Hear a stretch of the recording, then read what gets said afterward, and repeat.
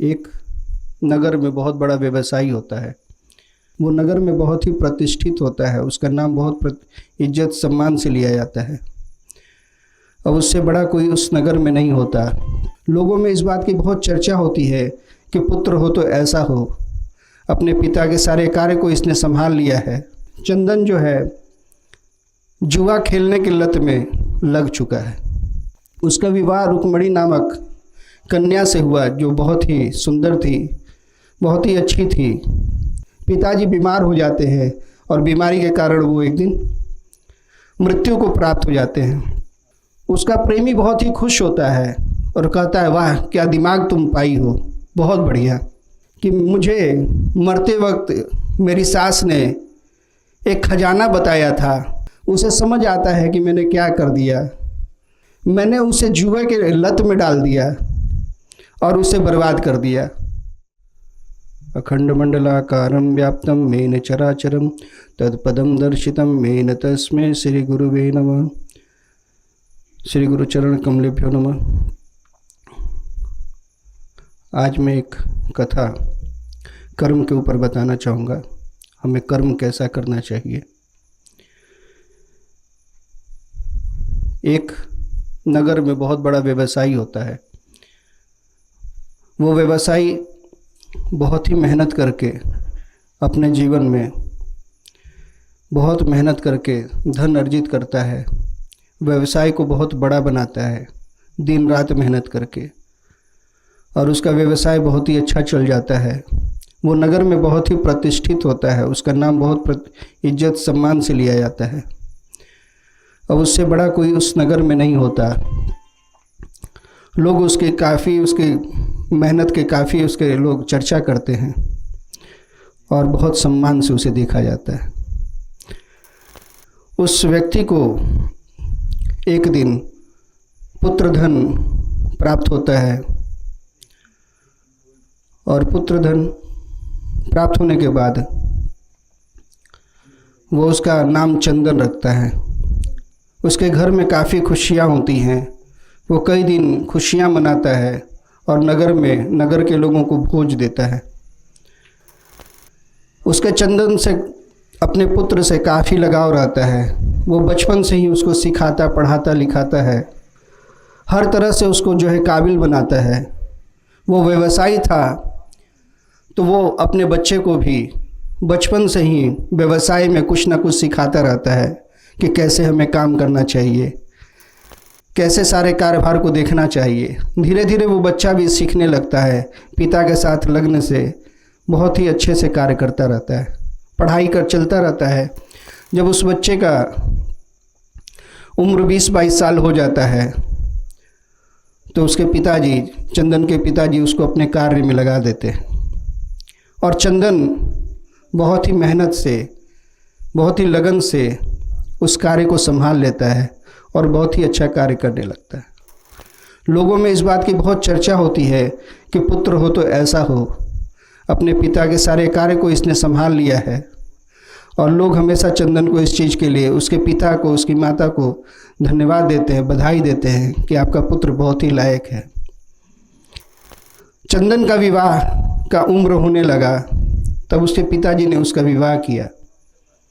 बहुत ही धूमधाम से उस विवाह को कराया गया। उसका विवाह रुक्मणी नामक कन्या से हुआ जो बहुत ही सुंदर थी, बहुत ही अच्छी थी। उस विवाह के बाद जो है उसके पिताजी बहुत ही खुश होते हैं और अपनी पत्नी से कहते हैं कि अब मुझे लगता है अपनी जिम्मेदारियों से मुझे मुक्त हो जाना चाहिए। अब मेरा पुत्र सारे काम को संभाल लेगा, अब मुझे चिंता करने की ज़रूरत नहीं है। धीरे धीरे वक्त गुजरता है और पता चलता है कि अब चंदन अपने कारोबार में, अपने दुकान पे, अपने व्यावसायिक स्थानों पर आना कम करने लगता है, लेट आने लगता है। धीरे धीरे उसमें कुछ बुराइयां आने लगती हैं। वो क्रोधी होने लगता है, वो व्यवसाय पे कम आने लगता है। और ये देखकर उसके पिताजी पहले सोचते हैं कि हो सकता है नई नई जिम्मेदारी है, परिवार है, हो सकता है इस वजह से ये देर कर रहा है। लेकिन ये समस्या बढ़ती जाती है। वो अपने कार्य पर ध्यान नहीं देता। तो पिताजी पता कराते हैं कि ये क्या चल रहा है, ये क्या हो रहा है, ये अब दिन दिन गायब रहता है। तब उनके पता कराने पे उनको पता चलता है कि चंदन जो है जुआ खेलने की लत में लग चुका है और वो कमाए हुए अर्जित किए हुए धन को जुए में लगाने लगा है। ये जब उस व्यवसायी को, चंदन के पिता को पता चलता है तो वो बहुत ही दुखी होते हैं, बहुत परेशान होते हैं और अपनी पत्नी से भी ये बात बताते हैं कि ये क्या हो गया। मैं तो इसे बचपन से अपने काम में लगाया था, उसे धन की कीमत बताया था, व्यवसाय की कीमत बताया था। मैंने उसे बताया था कि मैंने कितने मेहनत से इस व्यवसाय को इतना खड़ा किया है और इतना प्रतिष्ठित सम्मान अपने नगर में बनाया है, पर यह बालक अब हमें बेइज्जत करेगा। उसकी माँ जाती है और चंदन को समझाना का प्रयास करती है। कहती है, बेटा ये क्या कर रहे हो, बहुत ही मेहनत से धन कमाया गया है और तुम इस धन को जो है इस तरह से बर्बाद कर रहे हो। चंदन कहता है, माँ तुम पुराने ज़माने की हो, तुम्हें पता नहीं है मैं क्या कर रहा हूँ। मैं जो खेल खेल रहा हूँ इसमें मैं जो लगाऊंगा ना उसका 10 गुना मुझे प्राप्त होगा, मुझे पता है, तुम परेशान मत हो। उसकी माँ समझाने का प्रयास करती है पर वो नहीं समझता। फिर पिताजी भी एक प्रयास करते हैं कुछ दिनों के बाद समझाने का, लेकिन उनको भी यही बोलकर वो चुप कर देता है। और इस तरह उसके पिताजी काफ़ी दुखी हो जाते हैं। ये धन को जो है अपने जुआ में लगाकर दिनों दिन कम करता चला जाता है। पिताजी बीमार हो जाते हैं और बीमारी के कारण वो एक दिन मृत्यु को प्राप्त हो जाते हैं। जिस दिन वो मरते हैं चंदन वहाँ पहुँचता है, लेकिन चंदन को थोड़ा भी दुख नहीं है। उसे तो अब लगता है कि अब मैं कुछ भी कर सकता हूँ, अब सब मेरा है और मैं जितना चाहूँगा लगा के अर्जित करूँगा। 13 दिन बीतते हैं क्रियाकर्म करने के बाद, फिर वो उसी कार्य में लग जाता है और इस तरह से उसकी माताजी का भी तबीयत खराब होता है और वो भी धीरे धीरे कर वो भी मृत्यु को प्राप्त कर जाती है। और उनके मृत्यु के बाद अब ये चंदन निश्चिंत होकर सब कुछ दांव पे लगाने लगा और धीरे धीरे करके उसने सब कुछ बर्बाद कर दिया, सब खत्म। अब इतना बुरा स्थिति हो गया कि अब उनको खाने और पहनने के कपड़े भी नहीं थे। इस दुख के घड़ी में उसके ससुर उस घर पर पहुंचते हैं रुक्मिणी से मिलने और देखते हैं कि रुक्मिणी जो है फटे हाल में पड़ी है घर में। वो चंदन पे बहुत ही क्रोधित होता है, लेकिन चंदन वहाँ नहीं होते हैं। तो वो अपनी बेटी को कहते हैं चलो यहाँ से, यहाँ अब रहने लायक नहीं है, और वो अपनी बेटी को लेकर चला जाता है। चंदन जब वापस आता है वो देखता है कि ये स्थिति हो गई तो बहुत दुखी होता है और दुख के साथ घर में पड़ा रहता है।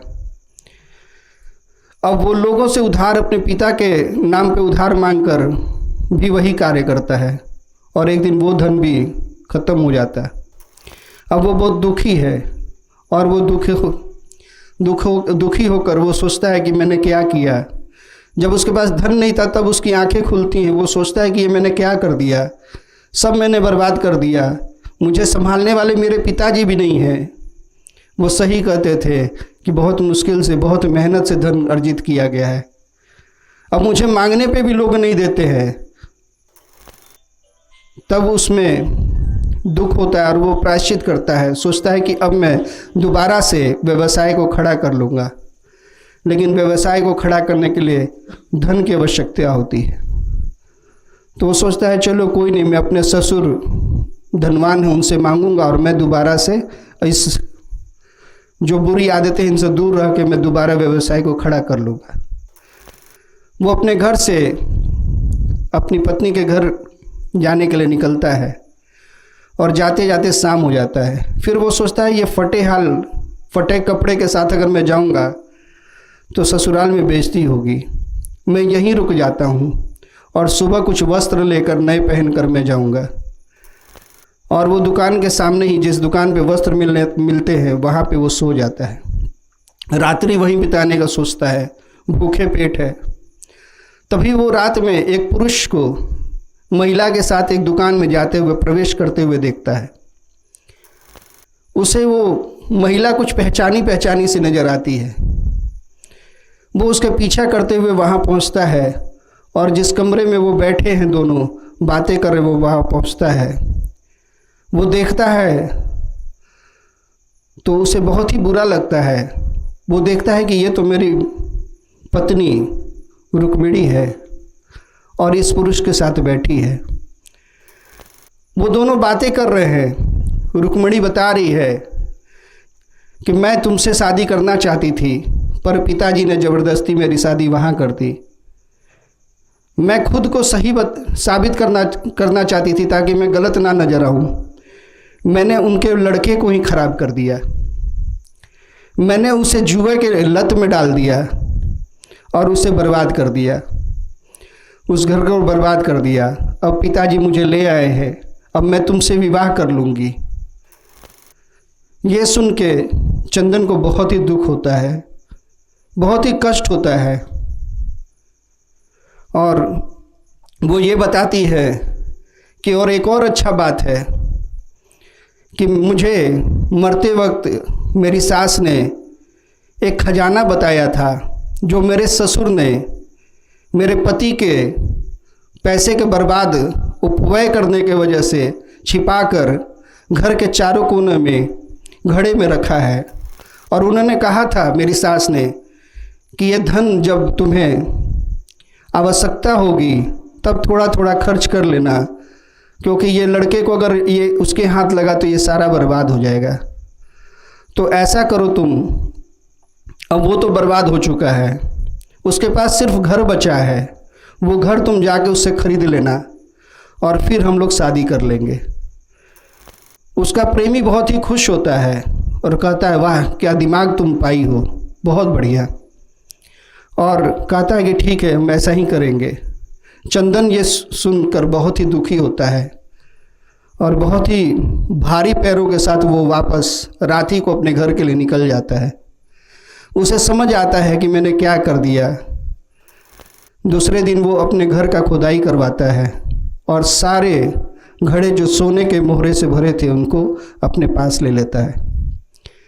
उन घड़ों में दोबारा कोयला भरवाता है और उसे घर के चारों कोनों में जहाँ था वहाँ पे डाल देता है। कुछ दिनों के बाद वो प्रेमी आता है उसका और उससे कहता है कि मैं व्यवसायी हूँ, मैं इस नगर में व्यवसाय करना चाहता हूँ। मुझे पता चला कि तुम्हें अपना घर बेचना है, तो मैं तुम्हारा घर खरीदना चाहता हूँ। इसका दाम बताओ, मैं खरीद लूँ। चंदन तो ये पहले से जानता था। उसने वो घर उसे बेच दिया। उसे अब इच्छा भी नहीं थी उस घर में रहने की, क्योंकि उस घर में उसके वजह से उसके माँ बाप सब दुखी में मर गए थे और उसको इच्छा थी कि अब ये नगर छोड़ के मैं कहीं और जाके व्यवसाय करूँगा।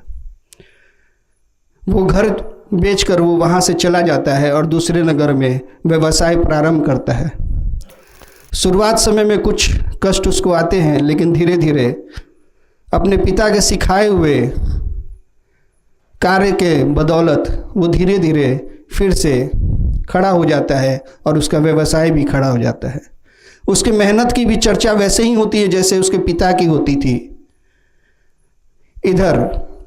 और इसका जो है फिर व्यवसायियों ने ही इसका शादी बहुत ही सुंदर सुशील कन्या से कर दिया और इसका शादी भी हो जाता है। इधर वो रुक्मिणी का प्रेमी घर के चारों कोनों को जो है खुदवाता है और उसमें से मटके में उसको कोयला प्राप्त होता है। वो बहुत ही गुस्से में होता है, बहुत ही गुस्सा हो जाता है वो, और कहता है कि ये तो मुझे धोखा दिया है उस औरत ने। पहले तो अपने पति को धोखा दिया, अब मुझे धोखा दिया है इसने। और वहाँ से वो गुस्से में जाता है, रुक्मिणी से मिलता है और कहता है, तुम धोखा दिया, तुमने धोखा दिया, मेरा सारा अर्जित धन तुमने उस मकान में लगवा दिया और मुझे कुछ नहीं मिला। तुम किसी की नहीं हो सकती, धोखेबाज हो, और उसने उसका नाक और कान दोनों काट दिया। उसने कहा कि अब तुम किसी को मुंह दिखाने लायक नहीं रहोगी, और उसने उस लायक उसको बना दिया। इससे हमें ये पता चलता है कि हम कितनी भी चालाकी करें, हमारा कर्म हमारे आगे आज न कल आ ही जाएगा।